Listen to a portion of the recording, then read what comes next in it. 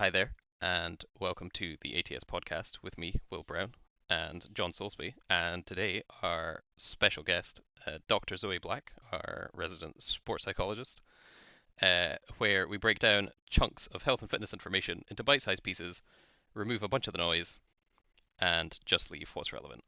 If you joined us on our last episode, you'll know we're joined by Dr. Zoe Black, who is sports psychologist we liaise with to better our understanding about client issues and mental health and help develop our business systems. However, she's very kindly joining us on some podcasts to explain some almost certainly very complicated topics as simply as she can because that's all we can understand.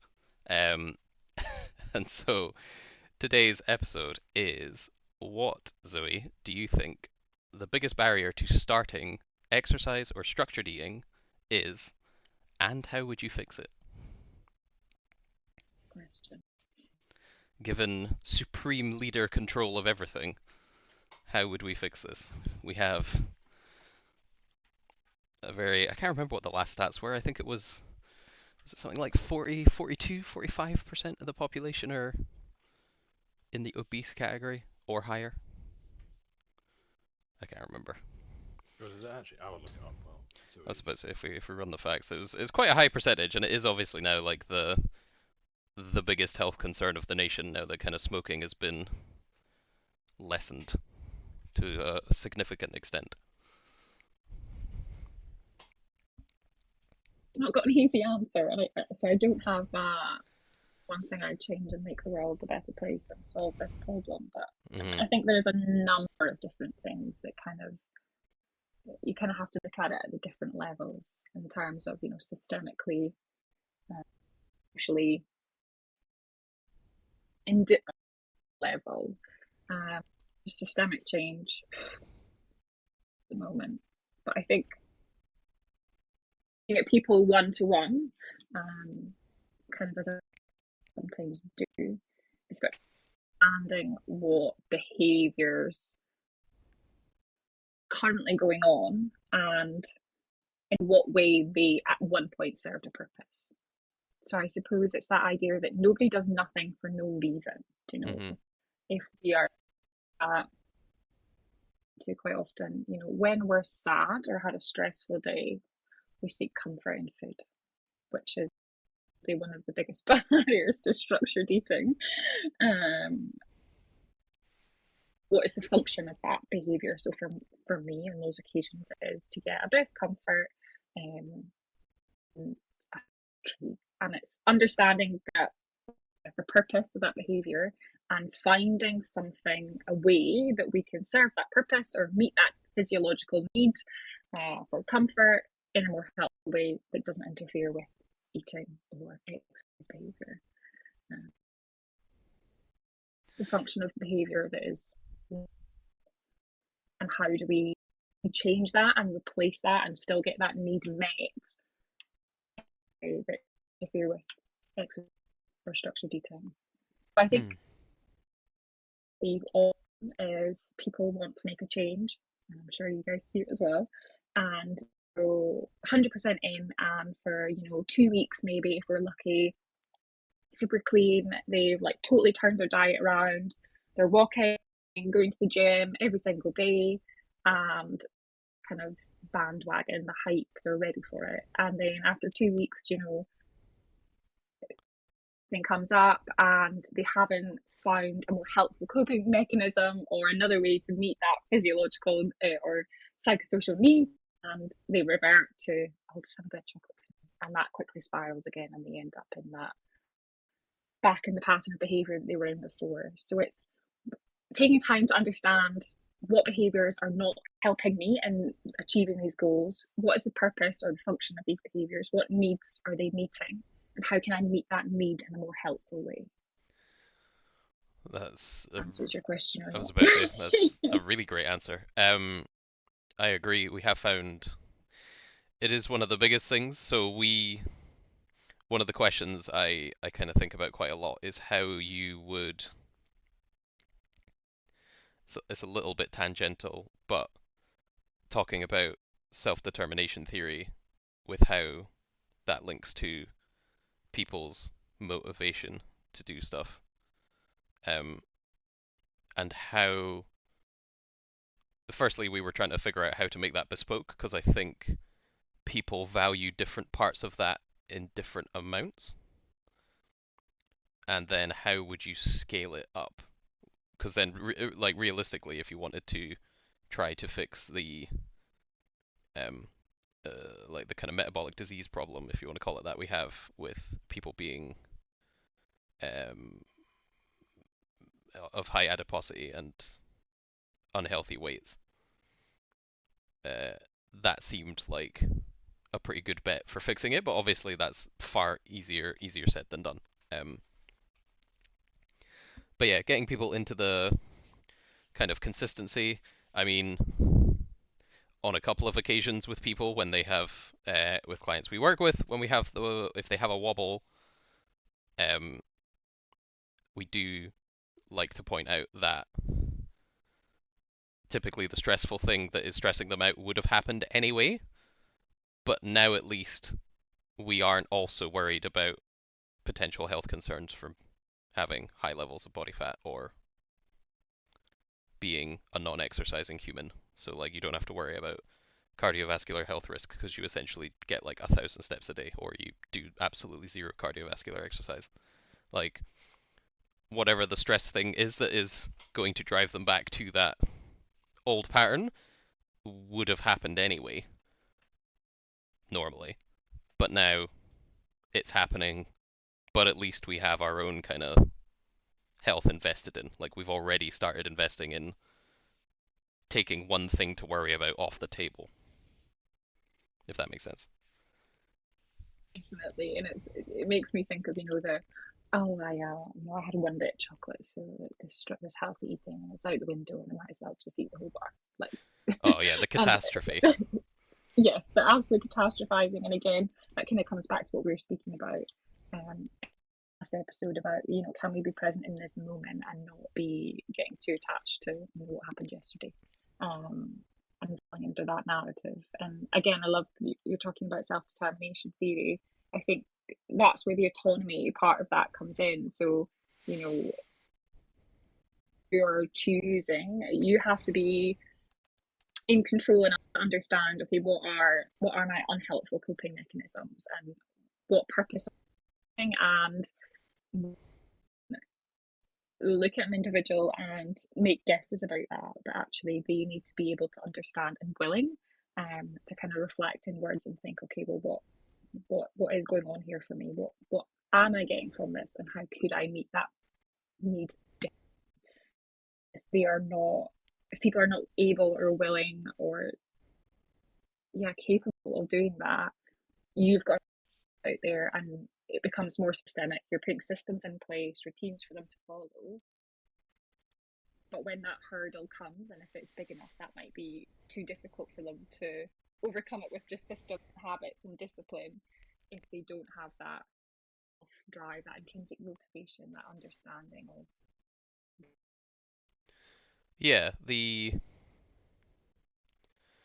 I think depending on how, because there's a tipping point. This is weird. Again, I can't really. It's a bit of a struggle to articulate because I don't really have it sorted out in my head. But there is a tipping point where like exercise and the kind of structure around eating and those kind of choices that are beneficial to your health as much as they may not be, like it's not so much like an emotional coping mechanism, but it becomes like a kind of structural coping mechanism. Like people go from really not wanting to exercise to, like we saw a lot with the pandemic with lockdown and gyms closing, is people being like, oh, I need to exercise, like my mental health will tank if I don't exercise. And like there's a tipping point I think where people become, they change from being the former to the latter. And I'm just really curious as to like how we get them. I mean, I think if we answer how we get them there in the most optimal time frame, I mean, number one, ka-ching, like that'll be our business kind of sorted. But number two, we could potentially scale that up if it's a scalable solution.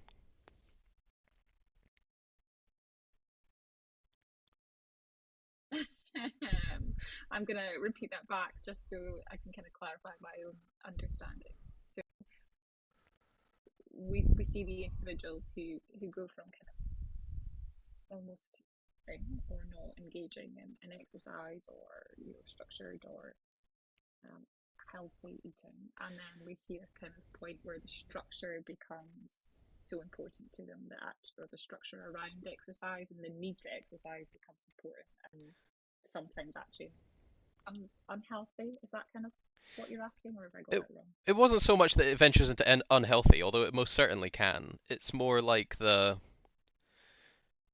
as much as a lot of people, like in the start, loads of people are like, oh, like the gym, like, oh, I just can't be bothered. Like the frequency with which you have days where you're like, oh, I can't be bothered, like such an effort, blah blah blah blah, and then either through the structure provided by a coach or through your own kind of intrinsic, perhaps present in the moment of, oh, but it's good for me, like I should go, like I've done so much this far, I need to keep going, blah blah blah, like you go, versus people who obviously will still have off days where they're like, oh, like it's a bit of a slog getting to the gym, but then they're like being like, oh, I've had a rubbish day at work, I can't wait, I'm gonna go get this workout done, like it's gonna be good, I'm gonna feel great afterwards.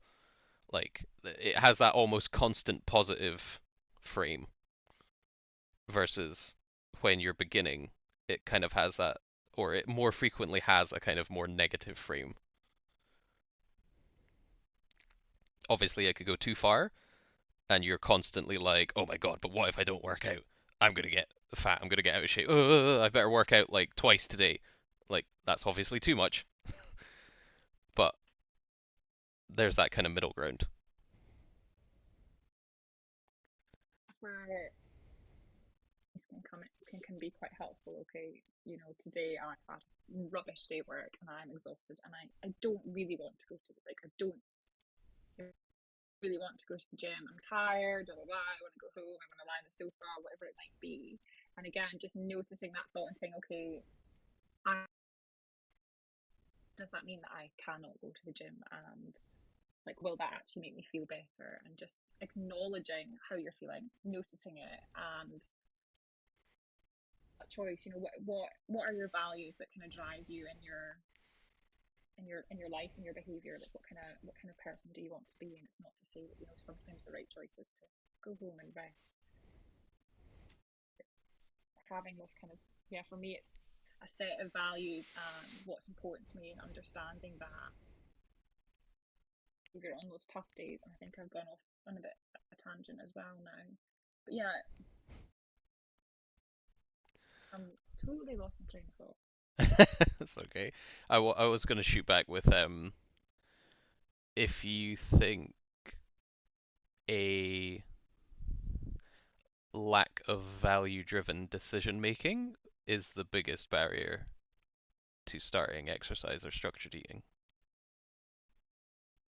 Accurately summed up what I've been trying to say for the last however long. Thank you, Will. I think that's it, and I think, as you say, we're in a world now where quick, dopamine hits, and people are used to doing what or getting instant response Mm-hmm. uh, back in gratification, whereas some exercise and structured eating requires time. It's a long-term thing, and so that feels hard, and people quite often driven by values and real belief. It can be just take a shortcut and take the quick option, which is not in terms of sustainable change. Yeah, the I quite like the idea that, or I say a lot to people that like resistance training, like exercise and specifically resistance training, but exercise in general is like one of the few things where you probably can actually justify a participation medal, because like actually just participating is the success. Like you are regularly exercising, therefore you're winning. Like that's the point. Like it doesn't have to. You don't have to win anything. You don't have to be the best. You just have to do it, and there you go. Like you've succeeded, because all the benefits will come regardless of whether you're good or not.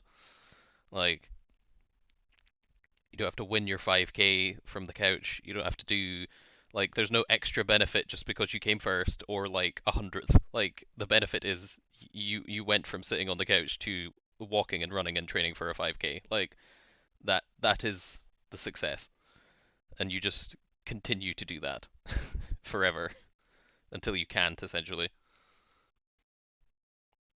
I always tell people the story that my uncle, I think 20, one of my uncles, like a year ago, 2 years ago, I think, at a barbecue, was telling me he's been in the gym uh, longer than I've been alive. I think he started in the gym with his pals when he was like 16, and he was like, I'm off it. Like I'm fed up. Like I'm stopping going. Like the weights I'm using are just rubbish. Blah blah blah. And he used to be a bodybuilder back in like black and white photo days. Um, and I was like, so you're hanging up your shoes then, Nino? And he was like, yeah. I'm done with it. I'm just gonna keep riding my bike and doing stuff. I was like, all right. I was like, how old are you again? And his wife just leaned over and was like, he's 82. I was like, yeah, okay. I was like, if I get to hang up my lifted shoes at 82, like I'll probably be quite happy. It did a good job. Yeah, exactly. I think that's it. And it's people need to understand that it's the long term benefits rather than I want to fit into the early noughties, isn't it? I want to fit into this dragged by this date, or I want to look great at the beach. It should, because I want to live a healthy life. I want to be fit for life rather than go. Oh yeah, it's all the like it is the one weird trick as well. It's another thing I try leverage for everyone in this like clickbait societies is like the one weird trick is just kind of lifting weights. Like that is the one secret thing no one's talking about. Like it's really good for so many things. Um, right, we are getting a little bit tangential. I've just noticed the time on the podcast. It's fine. We'll so to attempt to summarize the past 17 minutes of rambling, do we think that a lack of value driven decisions around health and too much of a reliance on dopaminergic behaviors is the biggest barrier to starting exercise and or structured eating?